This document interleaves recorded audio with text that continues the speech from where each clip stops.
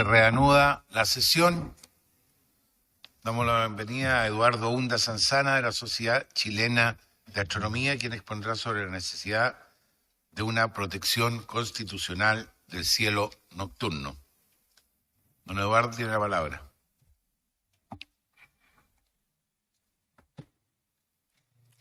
Muchas gracias, señor presidente e integrantes de la comisión. Es un honor para mí haber recibido la invitación a esta audiencia y asimismo también es un honor para las instituciones que represento. Yo dirijo el Centro de Astronomía de la Universidad de Antofagasta, pero en esta ocasión primariamente vengo en representación de la Sociedad Chilena de Astronomía. Es la principal organización de la astronomía profesional en nuestro país, que comprende alrededor de 1000 personas que en torno a unas 25 universidades de todo el territorio desarrollan esta ciencia. También tengo que agradecer algunos datos que me ha proporcionado la Fundación Cielos de Chile, que hoy día voy a compartir con ustedes. Voy a comenzar esta presentación mostrándoles una imagen bonita. Es una imagen del Observatorio Cerro Paranal, en la región de Antofagasta. Y esta imagen está cruzada por dos bandas de luz. La banda de la izquierda es la Vía Láctea, la galaxia de la cual somos parte. La banda de la derecha es un delicado fenómeno llamado la luz zodiacal, que es muy difícil de ver.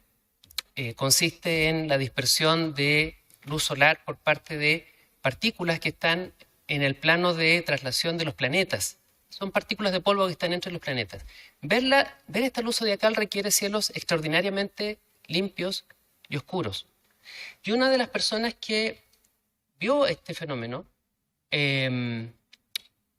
a mediados del siglo XIX fue el teniente Gillis, fundador del Observatorio Naval estadounidense, que entre 1849 y 1852 vino a Chile a desarrollar algunas observaciones astronómicas y su trabajo de algún modo sentó las bases de lo que fue luego el Observatorio Astronómico Nacional.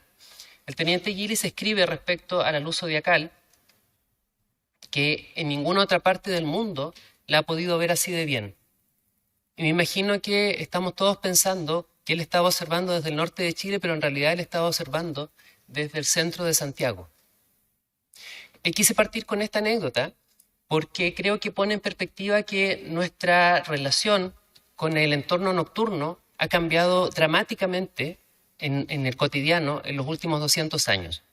Lo que hace 200 años era una experiencia diaria de poder ser y percibirse parte de un universo que estaba allá afuera de la puerta, hoy en día requiere encontrar sitios muy lejanos, muy aislados y que están continuamente bajo amenaza. Este viaje en el tiempo que tenemos que hacer para lograr ese contraste entre la observación de Gillis y el presente, también lo podemos hacer territorialmente en la misma región de la que yo vengo. Este es nuevamente el Observatorio Cerro Paranal y este es el cielo a 300 kilómetros de distancia en torno a Calama. Intentando hacer la misma imagen de arriba, vemos que es imposible porque estamos sufriendo los efectos de la contaminación lumínica. Y en la contaminación lumínica, si yo ahora muestro un mapa de la región, la puedo representar como isofotas, que me están diciendo qué tanto está brillando el cielo sobre un determinado lugar, y puedo ver que en el círculo de abajo está el sitio de Cerro Paranal, relativamente desprovisto de cualquier amenaza de contaminación lumínica, aunque la tenemos en los bordes de esta especie de zona de influencia. El resto de la región ya tiene muchos sitios que están bastante contaminados. ¿Cómo estamos a nivel mundial? Hubo un estudio del astrónomo Fabio Falchi de diciembre del 2022 en que él hizo un catastro de qué tanto estaba brillando el cielo en los observatorios profesionales más importantes del mundo. Y en esta gráfica que les estoy mostrando acá, lo que estamos representando es, con esa línea amarilla, un 1% de incremento del brillo del cielo por sobre su brillo natural, por sobre el brillo sin presencia humana. Y con la línea roja estamos representando un 10% de incremento por sobre ese brillo natural. Creo que podemos ver que la mayor parte de las barras negras que representan el brillo del cielo de los observatorios, en los observatorios, está ya por sobre ese límite de 10%, que fue un límite de seguridad que había establecido la Unión Astronómica Internacional en los años 70. De manera que incluso en sitios donde hemos tratado de cuidar mucho el cielo, estamos viendo que el cielo está bastante degradado y con una amenaza constante de seguir perdiéndolo para las investigaciones astronómicas. Sin embargo, y esta es la señal de esperanza que vengo a dar hoy día, si vemos cuáles son los sitios donde está más controlado el tema, todos los sitios que he marcado en morado son sitios en Chile. Y de hecho ustedes pueden ver que hay algunos que están incluso cerca de la línea amarilla, que es la línea más estricta, digamos, de apenas 1% de incremento sobre el nivel natural de iluminación del cielo. Esto ha vuelto a Chile un país que es singular en el concierto astronómico mundial y ha motivado que la capacidad astronómica instalada, eso quiere decir cuánta de la superficie colectora de radiación electromagnética del mundo se vaya instalando en nuestro país en contraste con otros países que igual pudieran ser buenos destinos para recibirla. En los años 80 esto partió siendo alrededor de un 14%, pero así como van pasando las décadas, otros sitios van perdiendo calidad y Chile logra de una manera u otra mantener algunos sitios en buenas condiciones. Vamos viendo que esa capacidad va aumentando. Eso quiere decir en términos concretos que los distintos consorcios internacionales de astronomía deciden venir a Chile y van instalando más y más infraestructura astronómica acá. Y ahora lo que estamos esperando es que a fines de esta década, más de la mitad de esa capacidad astronómica de todo el mundo va a estar en nuestro país. O sea, acá ya no estamos hablando de un tema meramente nacional, sino que es una responsabilidad a nivel internacional para el conocimiento de la humanidad. Si esta infraestructura no puede operar, no existe duplicado. No hay un alternativo que pueda hacer el trabajo que no se podría hacer acá en Chile. Acá de lo que estamos hablando es de la posibilidad de los seres humanos de conocer el universo. En términos concretos, aunque quedó cubierto ahí, pero esto significa inversiones, obviamente. Son construcciones caras, complejas, que requieren movilizar muchas personas y muchos recursos técnicos, y se traduce finalmente en alrededor de 8.000 millones de dólares de inversión, que son traídos al país y que van redundando en industrias locales conectadas. ¿Cómo será la situación mundial más allá de la astronomía? ¿Cómo lo percibirá la gente de a pie, la gente que no trabaja en temas científicos? Bueno, más del 80% de la población mundial vive bajo cielos contaminados lumínicamente. Y si nos concentramos específicamente en países de alto nivel de desarrollo, países que encontramos en Europa, Estados Unidos, más del 99% de la población vive bajo cielos que son lumínicamente contaminados. Más de un tercio de los habitantes del planeta ya no son capaces de ver la Vía Láctea, pero de nuevo, si nos restringimos específicamente a los países con más nivel de desarrollo, 60% de los habitantes de Europa, más del 80% de los habitantes de Estados Unidos no tienen acceso a observar la Vía Láctea. Esa experiencia que Gillies había tenido tan fácilmente, ¿cierto?, a mediados del siglo XIX. Sin embargo, no son procesos que ocurran en escalas súper largas de tiempo. Fíjense que el primer panel que les estoy mostrando ahí es el suelo continental estadounidense en los años 50, 1950, y ese mapa de contaminación lumínica no es muy distinto al que tal vez hoy generaríamos en el norte de nuestro país, en el norte de Chile. Pero dejamos pasar 20 años sin muchas regulaciones respecto al tema y ya vemos que el brillo del cielo ha aumentado dramáticamente, damos 20 años más y ya está prácticamente arruinado, y lo que se proyecta para el 2025 es una situación francamente catastrófica en términos lumínicos. De ahí que el territorio continental estadounidense ya no es destino de proyectos astronómicos importantes. Cuando ellos van a instalar algo en su propio territorio es en Hawái, en sitios que sean mucho más aislados para poder todavía encontrar esas condiciones. Más allá de la astronomía, la contaminación lumínica, hay que decirlo, también tiene otros efectos que son significativos. Afecta a la salud humana, perturba los ritmos circadianos de los seres humanos porque extiende la percepción de las horas de luz de día. Eso reduce la producción de melatonina y esa reducción en la producción de melatonina se asocia con una serie de alteraciones del sueño, aumento del riesgo del cáncer de mama, de próstata, enfermedades cardíacas, obesidad y diabetes. Cabe destacar, ya que estoy dando ese listado de riesgos para la salud, el cáncer de mama es la principal causa de mortandad de las mujeres en Chile en edad reproductiva. Entonces, cualquier factor que vaya contribuyendo a esto también es algo que debería importarnos, no por los temas astronómicos, sino que por temas de salud. ¿Qué pasa con la biodiversidad? 30% de los vertebrados, más del 60% de los invertebrados son especies nocturnas, gran cantidad de mamíferos, gran cantidad de insectos son nocturnos, y esta alteración a su ecosistema nocturno genera todo un descalabro que trae alteraciones a sus hábitos reproductivos, alimenticios, migratorios. Vemos constantemente aves que se desorientan por la contaminación lumínica, que mueren volando hacia el desierto pensando que en realidad están volando en la costa.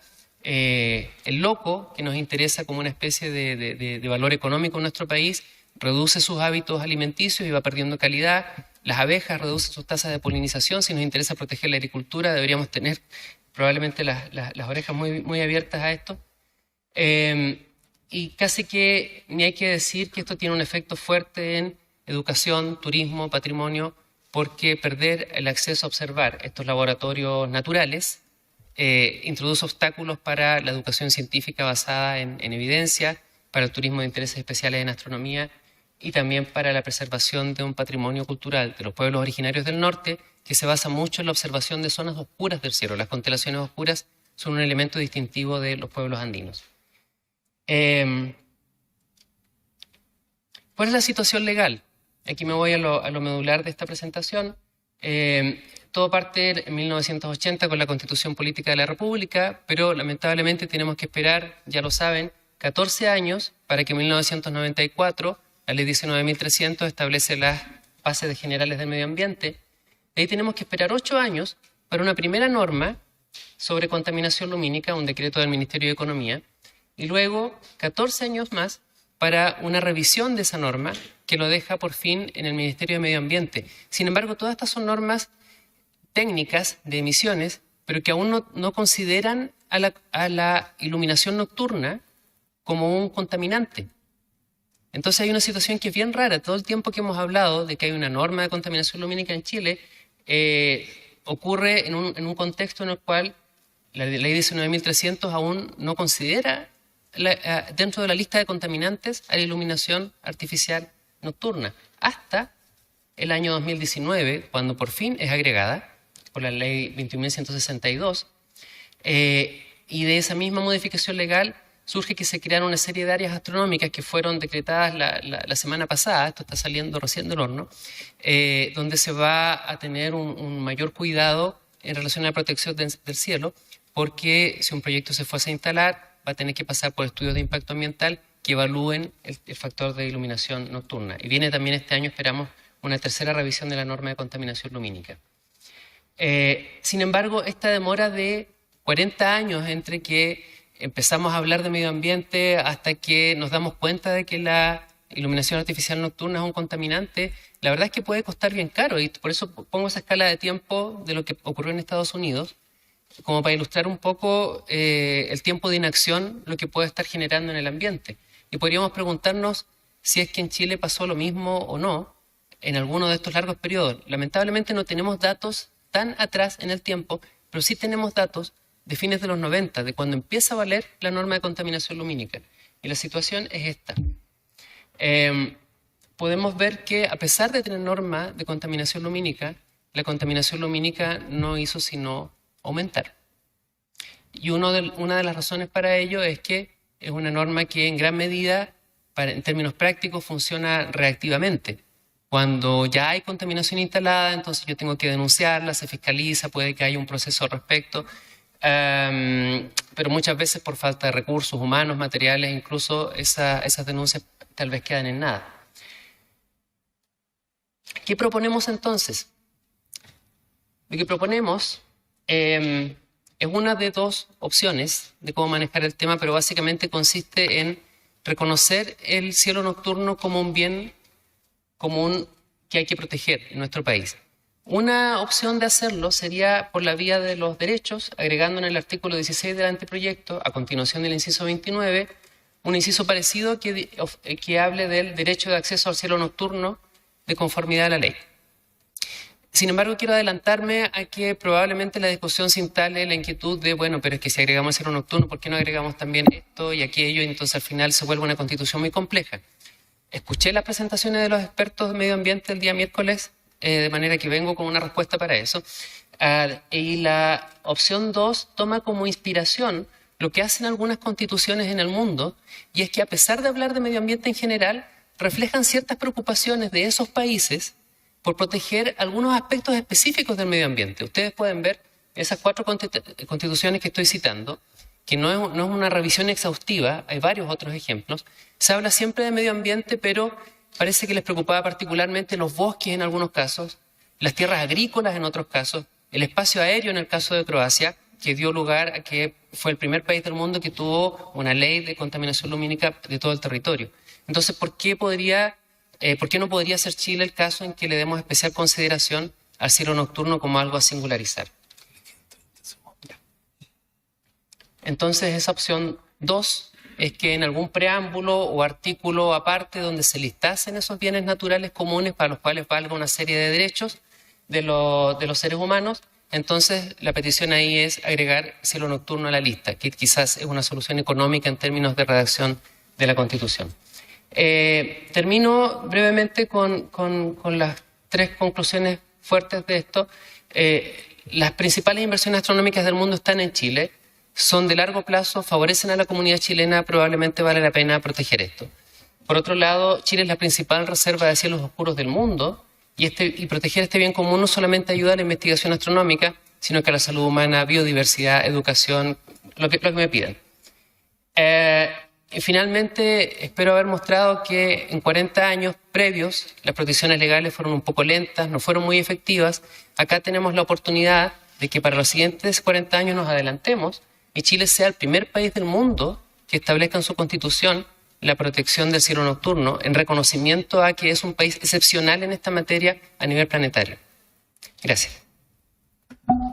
Gracias, Eduardo Unda. Vamos a ofrecer la palabra a los señores consejeros para la pregunta.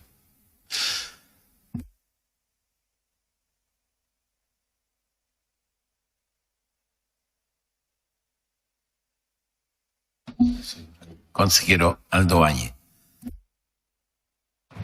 Sí, muchas gracias por la presentación y quisiera pedirle que se extendiera algo más para quienes no tenemos conocimiento en esta materia.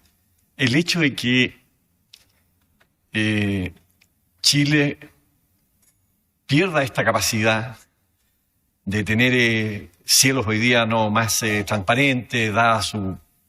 Entiendo yo que es por un fenómeno atmosférico también, ¿no? Que la menor humedad, digamos, en los cielos del norte hace más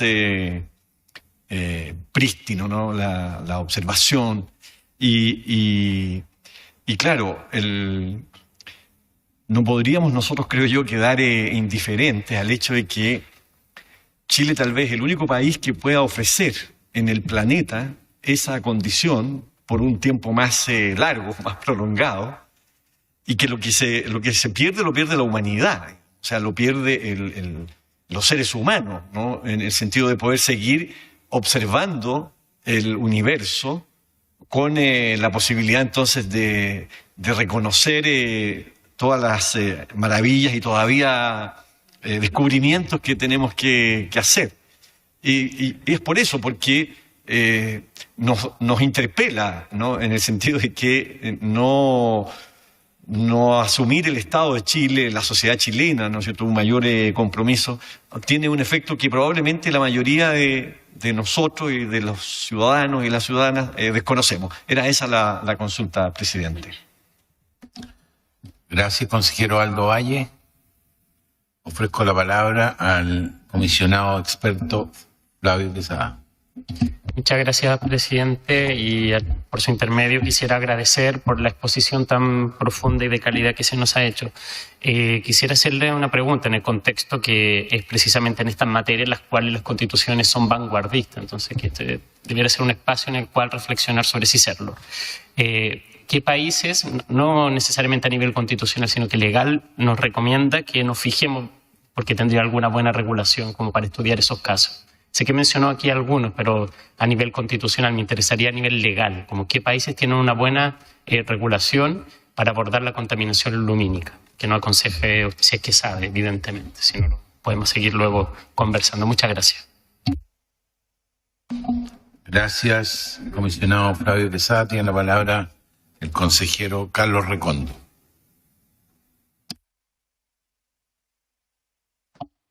Gracias, presidente. Agradecer la presentación, muy interesante.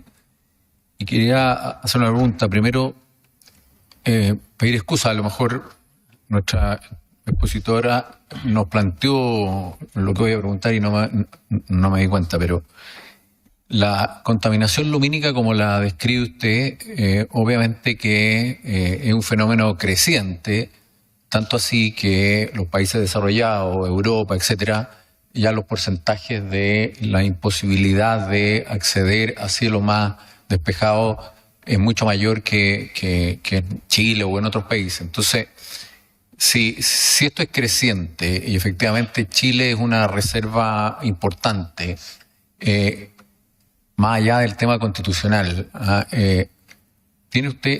¿existe alguna fórmula de prevenir esta situación que no sea más que limitar los espacios o dejar o reservar espacios en los cuales no pudiera haber, me imagino yo, construcción o habitante o qué sé yo, para evitar la contaminación lumínica? Porque no veo cuál puede ser la fórmula de prevenir. Si nos pudiera ilustrar un poco en eso. Gracias. Gracias, consejero Carlos Recondo. Ofrezco la palabra entonces a Eduardo Unda, hasta por 9 minutos. Gracias. A ver, en orden. Respecto al primer tema, el desafío que estamos enfrentando es que preguntas fundamentales de la humanidad están a puertas de ser respondidas. Interrogantes como si acaso estamos solos o no en el universo probablemente se respondan dentro de las siguientes 4 décadas. Y eso es altamente probable que ocurra desde nuestro país. La razón es que la herramienta para tener esa respuesta se está construyendo hoy en Cerro Armazones. Es un telescopio, que es el telescopio más grande del mundo, de 39 metros de diámetro, que va a estar en nuestro territorio. Se espera que se inaugure a fines de esta década, y en el momento en que ese instrumento comience a tomar datos, vamos a poder inspeccionar las atmósferas de otros planetas y detectar, por ponerlo en términos muy simples, detectar si algo está respirando ahí, si es que esa respiración deja alguna huella, y poder afirmar si existe vida en alguna otra parte del universo. Es una perspectiva que parece casi de ciencia ficción, pero que creo que depende mucho de conversaciones como la que estamos teniendo ahora, el si acaso vamos a poder o no llevar a cabo ese trabajo. No sé cómo nos sentiríamos si en unas décadas más la historia nos mirara preguntándonos por qué no protegieron la posibilidad de responder esto que por milenios hemos querido responder. Entonces, la perspectiva es histórica, me atrevería a decir, más allá de los límites de nuestro propio país. Es parte de la historia del mundo. En relación a la segunda pregunta, hay buenos ejemplos, por supuesto todos perfectibles, en Croacia, en España, en Italia, en Francia. Son los que primero vienen a la cabeza. Sin embargo, tengo la alegría de poder compartir con ustedes que hasta ahora estamos dictando pautas. Buena parte de lo que es la legislación chilena en esta materia está sentando ejemplos. El problema es que está llegando muy lento, muy tarde, pero son buenas las medidas que estamos tomando. Las normas que se han ido generando están cubriendo cada vez más de lo que sabemos en términos científicos respecto al tema, y también las distintas medidas complementarias, como la creación de estas áreas astronómicas la semana pasada, vienen a reforzar la manera de aplicar esas normas en el territorio, diferenciando vocaciones territoriales y, por tanto, el cuidado que hay que tener con cada lugar. Y creo que con eso ya entro un poco a responder también la tercera pregunta. Aquí hay una confusión que es importante aclarar. El controlar la contaminación lumínica no significa de ninguna manera detener el desarrollo. En el pasado, cuando no comprendíamos también el tema, creo que se instaló una visión un tanto polarizada de cómo había que enfrentar esta problemática. Incluso yo vengo de Antofagasta. En Antofagasta hay personas que aún piensan, pero controlar la contaminación lumínica significa tener la ciudad a oscuras. Nada más lejos de la realidad.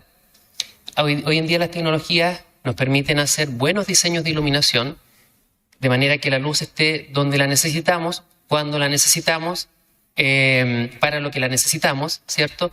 pero no estarla poniendo en lugares donde finalmente lo único que va a hacer es contaminar.